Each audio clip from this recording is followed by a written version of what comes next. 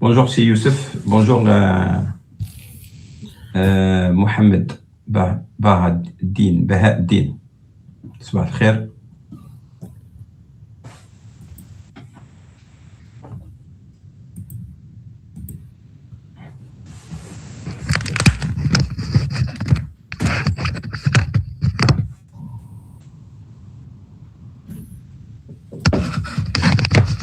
أشوف المكالمة.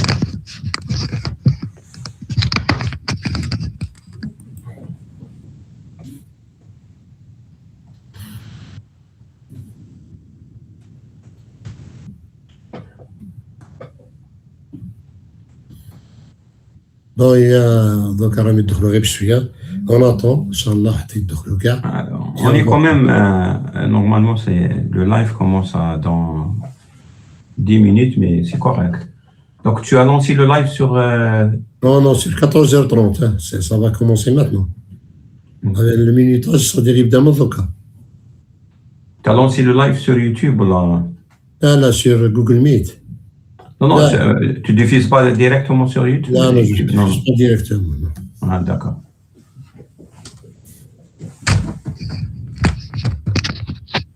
Peut-être je vais partager mon écran, comme ça les gens, lorsqu'ils rentrent, ils voient à peu près la première page de garde. Inch'Allah.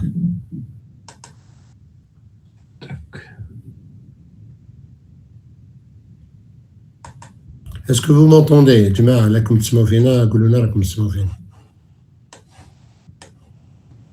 دونك في نوسين اسكو راكم تسمعوا فينا ولا لو سون كاين ما كانش؟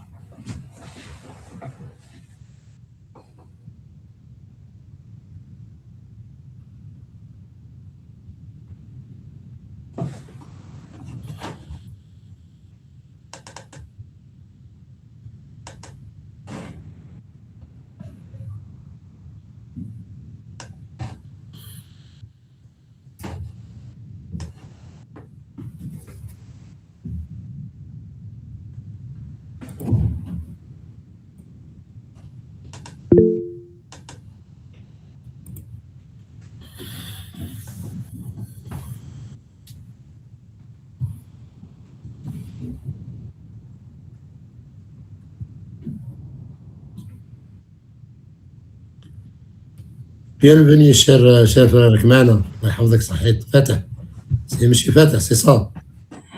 Oui, السلام عليكم. السلام عليكم ولا مساء الخير. السلام عليكم monsieur Fatah.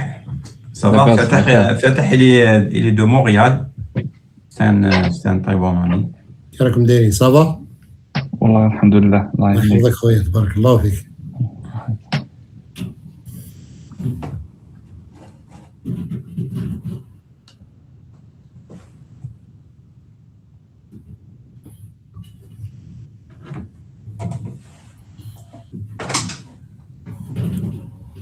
Monsieur Salim, est-ce qu'on va attendre parce qu'il y a une heure, parce que la première présentation تمشي غير une heure, selon Google Meet, de une heure, pas d'une heure, c'est ça.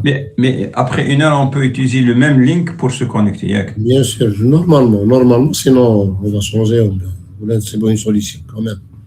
On va trouver une solution. Sinon, on va envoyer notre invitation parce que tu as la liste directement. Bien sûr, tu peux céder directement. Oui.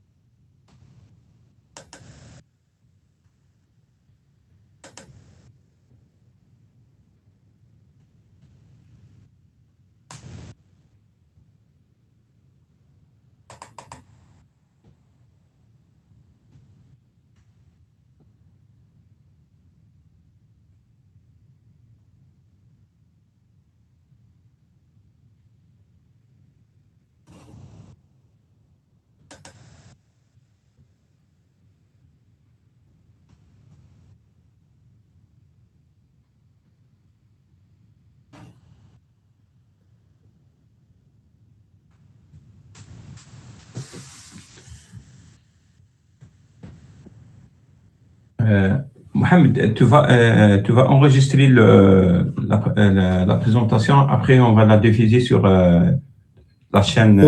Oui, c'est sûr qu'on va l'enregistrer. غيتبدا ان شاء الله نبداو نقلاو نسجلوا فيها.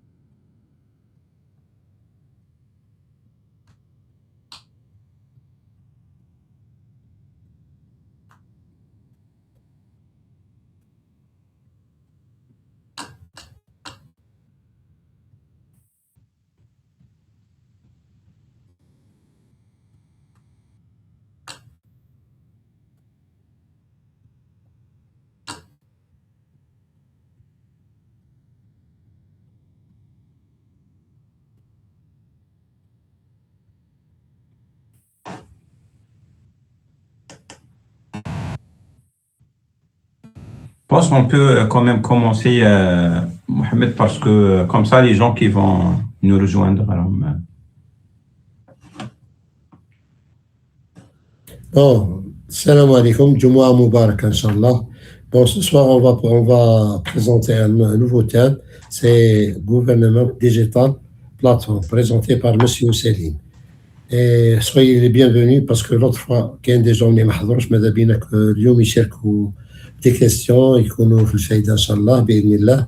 و Monsieur Selim est là pour répondre à toutes vos questions et préoccupations. Merci. Merci beaucoup, Shukran Mohamed. Merci pour l'invitation. Je suis très content d'être اليوم معكم. Ça, c'est des initiatives qu'on est en train de mener, moi et Mohamed, pour mettre un petit peu en place certains concepts pour parler de la numérisation, والرقمنة لأن الجزائر اليوم يعني تشهد تحول رقمي كبير، وخاصة السنوات المقبلة 26 27 28 29 حتى سنة 2030. هذه سنوات خاصة 26 27 سنوات مفصلية، ولهذا كمسؤوليتنا من يعني كإطارات في جزائرية يعني تعمل في المهجر، des expatriés, qu'on qu'on a quitté l'Algérie à un moment donné, mais Habina, on partage les expériences ou les connaissances acquises durant le parcours professionnel تاعنا في l'étranger. C'est pour cela où le sujet le plus important, parce qu'on est en train de parler avec des gens de secteurs de gouvernement, donc et des ressources, voilà, des professionnels du ministère de la Santé. Donc, j'ai préféré le thème Government Digital Platform pour éventuellement parler un petit peu des المنصات الرقمية ذات الطابع الحكومي. Donc, pour faire aussi la distinction entre tout ce qui se développe dans l'industrie, chez les privés et tout ça, versus les systèmes d'information, les développeurs في الدوائر الوزارية ولا المؤسسات العمومية en général. Donc, c'est pour cela je vais vraiment parler sur Digital Platform en détail, et je prends des cas d'utilisation FIKIBEC. Donc, FIKIBEC, comment l'écosystème FIKIBEC il fonctionne en réalité, et comment ils ont arrivé aussi de mettre en place un écosystème très solide pour répondre toujours aux besoins de la digitalisation au sein de institutions étatiques. C'est ça l'objectif. Donc, avant de commencer, peut-être je vais juste, les gens qui ne me connaissent pas, faire un petit parcours rapidement sur mon profil et mon cheminement professionnel. Donc, actuellement, je m'occupe le poste de directeur de transformation numérique.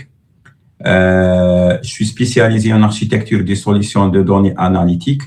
Donc, j'ai plus de 22 ans d'expérience. Donc, j'ai terminé en 95 en Algérie comme informaticien ingénieur. Donc, pendant tout ce temps-là, j'ai passé presque plus de 22 ans d'expérience en technologie d'information. Je me suis spécialisé dans la partie analytique et en même temps, je fais beaucoup plus de développement aussi des systèmes. Donc, sur les 22 ans, je peux compter 15 ans analytique, 7 ans à 8 ans applicatif. Je suis spécialisé sur les infonuagiques, Azure, Fabric. Je travaille avec les plateformes Snowflake, Databricks.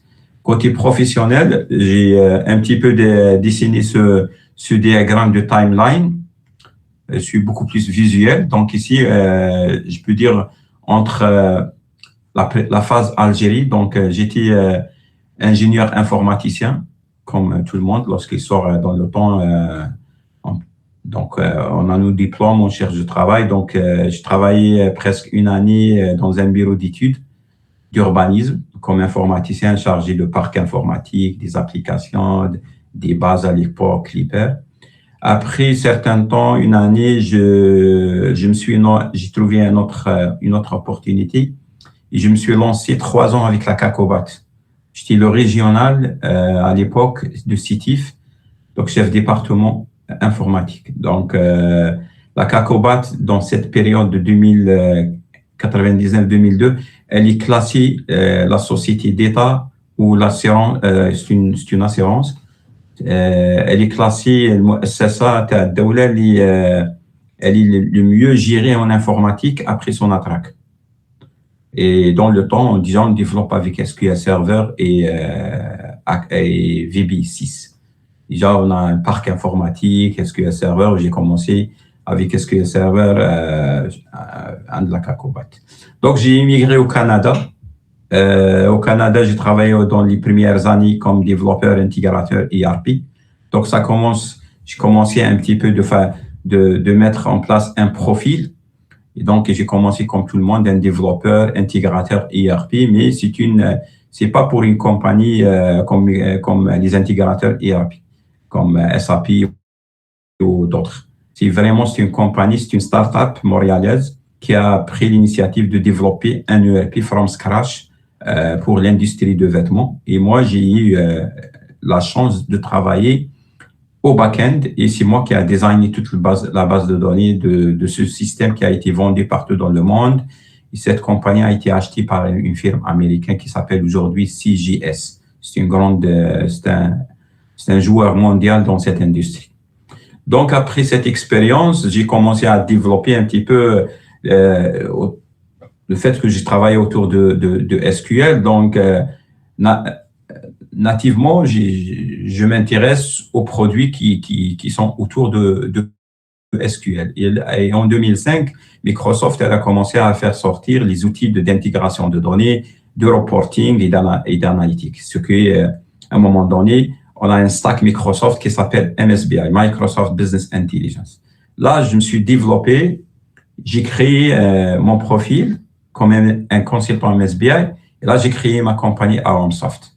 Là, en 2007, carrément, j'ai créé la compagnie. En 2010, j'étais opérationnel. Ça veut dire, je facture avec cette compagnie, je prends des contrats à Montréal. Donc, je suis devenu consultant à Montréal. J'ai travaillé dans le domaine d'éducation, les grandes entreprises de retail. Et avec cette expérience, j'ai profité ou j'ai eu la chance d'aller en France, rester 3 ans à Paris comme aussi consultant Microsoft. Et là, j'ai travaillé avec Microsoft 1 année, en 2013, sur le projet BNP Paribas. Donc, c'est un grand projet mondial. J'étais avec Microsoft France Services, avec les consultants Microsoft sur Paris, sur l'île de France en général. Donc, après une expérience française, j'ai rentré une année en Algérie en 2014. Après, j'ai appliqué une autre fois l'immigration. Ça veut dire que j'ai fait 2 immigrations dans ma vie. La première en 2002, la deuxième en 2014. C'est pas j'ai réappliqué, mais j'ai réintégré le Canada une autre fois avec une autre vision de développer plus Aromsoft et de continuer à progresser dans les profils. Et là, j'ai commencé à prendre des rôles importants dans l'industrie. J'ai passé par tech lead jusqu'au architecte et directeur maintenant.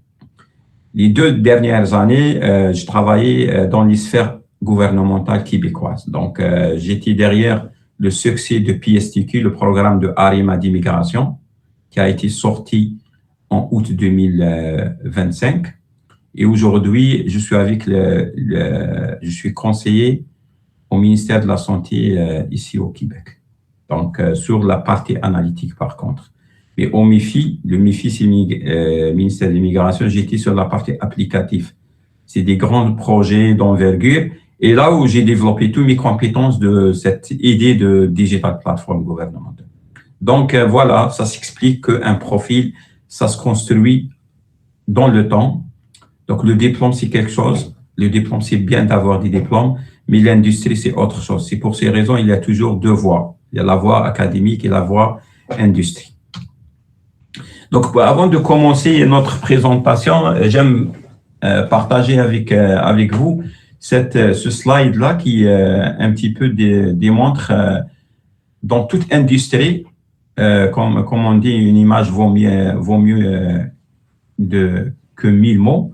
Donc, avant de faire n'importe quelle initiative, développer un système, faire une migration d'un système, une refonte, n'importe quel, parce que soit on a des systèmes. Moi, je parle beaucoup plus aujourd'hui dans ce chapitre, je ne touche pas à la partie infrastructure, cybersécurité ou l'intelligence artificielle ou les écosystèmes analytiques. Donc, aujourd'hui, on est sur une niche, on est sur une partie de la transformation numérique. Et il y a le digital platform. Donc, c'est comme cette présentation aujourd'hui, on ne sort pas de ce contexte. Parce que la dernière fois, on a fait une présentation, mais générique. On a fait la transformation numérique, on a expliqué, je vais faire un petit rappel. On a parlé de la tahawul raqmi. On a dit qu'il y a un فرق بين التحول الرقمي والرقمنة والnumérisation. 3 concepts différents, il ne faut pas mélanger entre les concepts. Donc, évidemment, on a dit que j'ai bien expliqué les systèmes analytiques, les systèmes opérationnels en général, mais comme le besoin, c'est comme lorsque j'ai parlé, on a discuté, on a constaté que le besoin aujourd'hui en Algérie, c'est surtout pour les employés des établissements étatiques, ou les unités administratives étatiques, ils ont besoin aujourd'hui de comprendre comment le software industrie s'applique à leur environnement. Donc, c'est pour ça qu'aujourd'hui, je suis en train juste de parler de Digital Government Digital Platform. Donc, mais comme j'ai dit, avant, dans n'importe quelle initiative, il faut toujours avoir une stratégie. Donc, comprendre l'actuel, c'est important de comprendre ta situation actuelle. Même au niveau de votre... il ne faut pas juste penser que ça s'applique juste pour au niveau des directions générales, au niveau des ministères. Non, ça peut s'appliquer au niveau d'une direction régionale. C'est vrai, la taille, elle n'est pas la même, la dimension, elle est différente, mais tu peux appliquer ces concepts. Par exemple, je suis un chef département au niveau de la wilaya dans une unité administrative X. Je peux prendre ces concepts et l'appliquer à mon niveau, avec les moyens de bord que j'ai.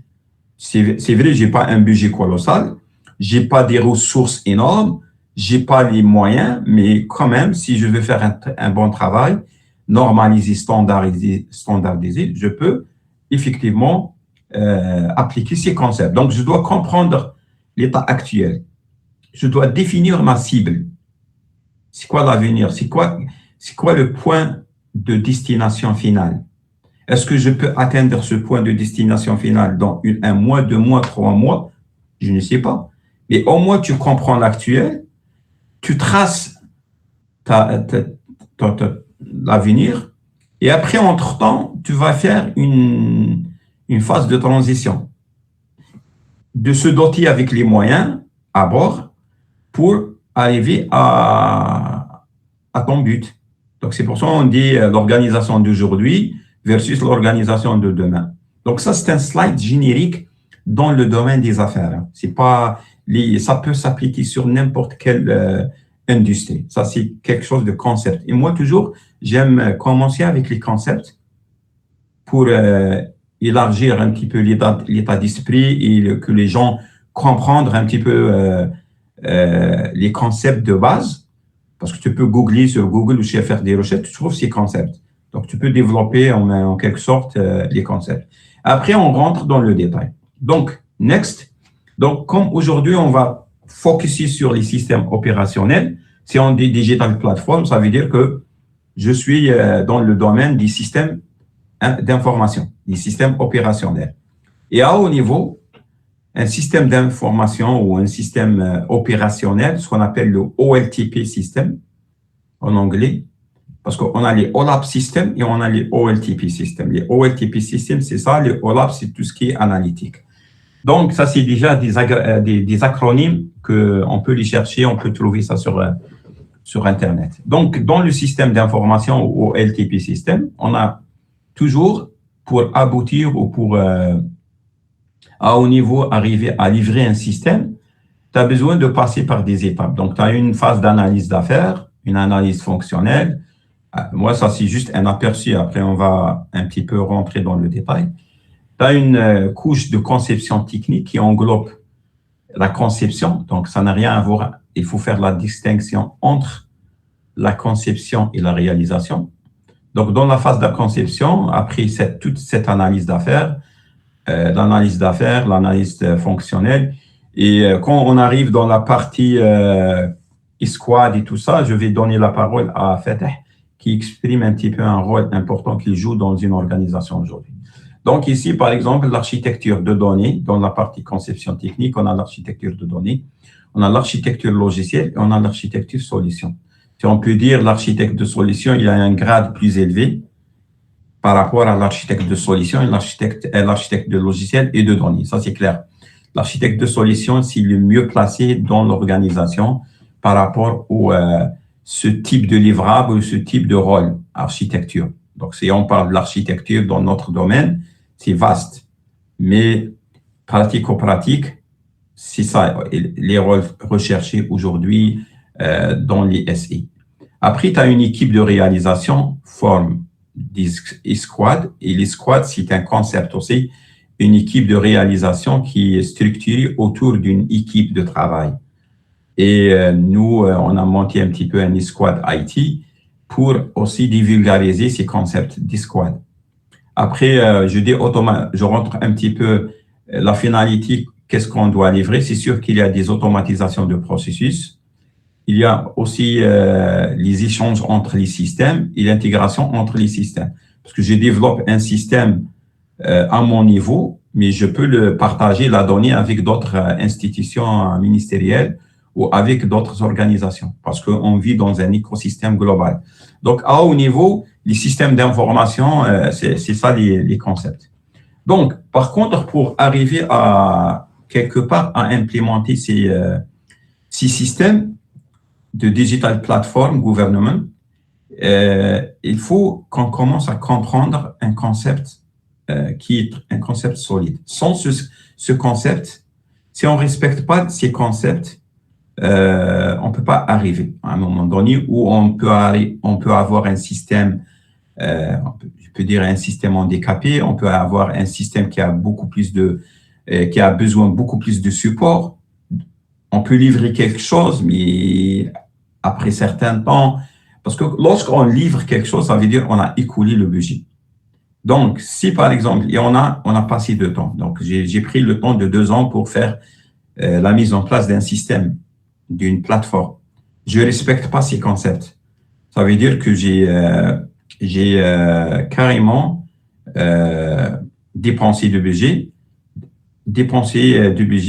écoulé de temps, et à un moment donné, ton système, dans une phase de système, dans le cycle de vie de système, j'ai besoin de faire une optimisation quelque part, parce qu'il y avait la performance qui marche pas, des bugs et tout ça.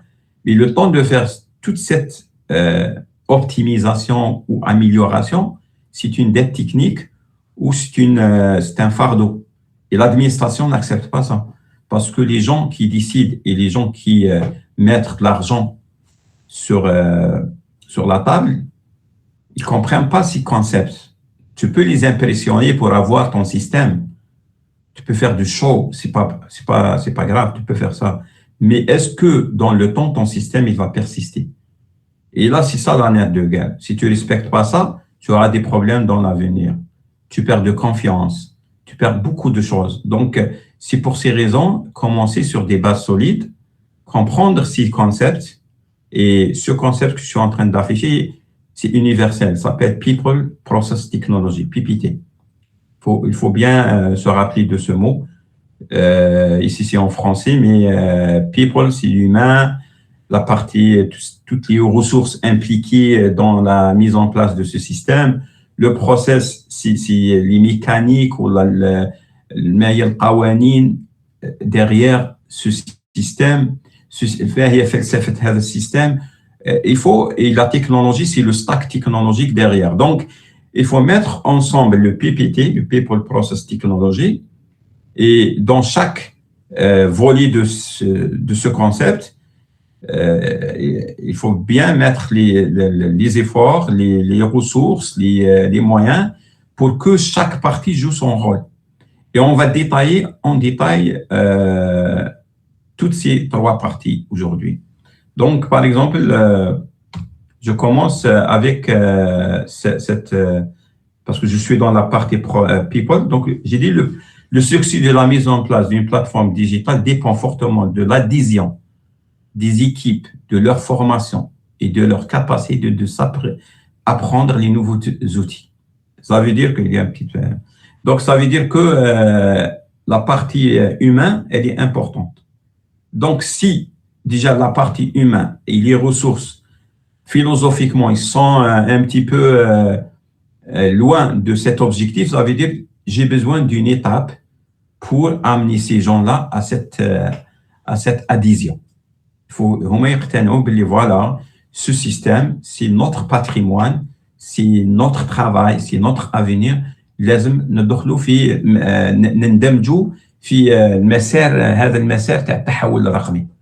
Faut pas être à la plaque. C'est un virage, c'est nécessaire. Donc, on travaille avant d'une autre façon. On a des systèmes patrimoniaux, on a des old technologies, on va changer tout. Ça veut dire que cette phase de transformation numérique, elle est importante, que les personnes, les ressources s'impliquent.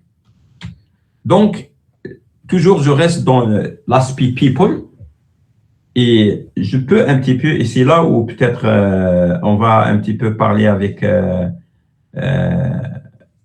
Fatah, c'est que ici, j'ai essayé dans ce diagramme ou dans cette image de mettre de l'avant quels sont les rôles que je viens de parler. Donc, on a le promoteur, ça c'est le sponsor. En général, ça c'est un standard international. C'est pas peut-être ça. Aujourd'hui, l'Algérie, je ne sais pas est-ce qu'ils travaillent comme ça, mais je parle de standard, de qu'est-ce qu'on a à l'étranger. Donc, on a toujours dans les projets, on lance un projet, on a un sponsor. Donc, cette personne, il va jouer le rôle, il va fournir les orientations stratégiques et les moyens. C'est-à-dire, et d'ailleurs, tu vois ici, c'est un signe de dollar. Ça veut dire que c'est lui qui va mettre le paquet. On va parler avec quelqu'un, on va dire pour lui, moi, je suis une ligne d'affaires. Moi, je suis une ligne d'affaires.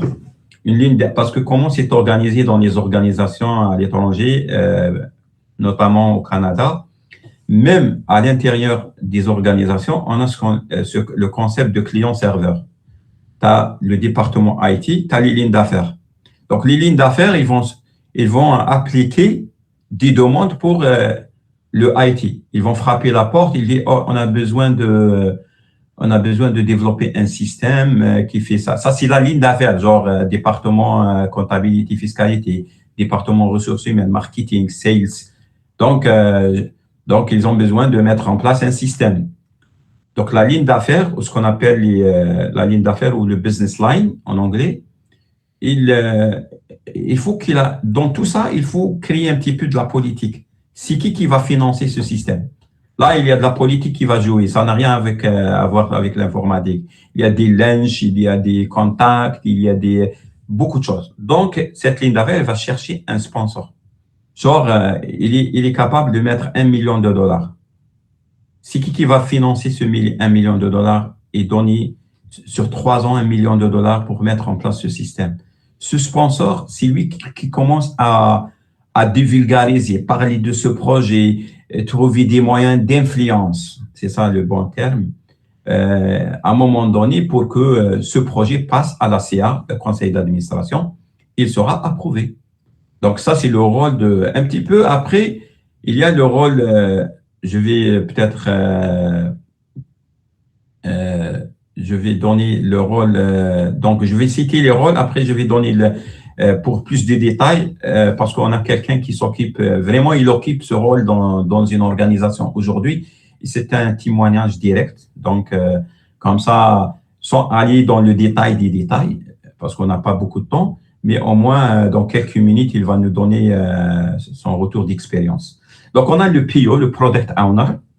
C'est lui qui capte, clarifie, planifie, découpe, ce qu'on appelle le carnet de commandes ou là, le backlog. Le chef d'équipe ou le chef de projet, c'est lui qui compte l'argent, le temps, les jalons, qui contrôle le budget, qui contrôle les dépenses sur le projet. Donc, c'est l'aspect financier en quelque part. Le rôle des architectes ou un petit peu le rôle la partie, je cite ici l'analyse fonctionnelle, l'analyse d'affaires. Leur rôle, c'est vraiment de décrire le besoin, de documenter ce qu'on appelle le cahier de charge. En Algérie, on appelle beaucoup plus cahier de charge. Mais nous, c'est des documents d'architecture d'affaires. Voilà, c'est des documents des documents fonctionnels. On a après les équipes de réalisation, tech lead, lead dev, lead test. Les tests, c'est les quality control.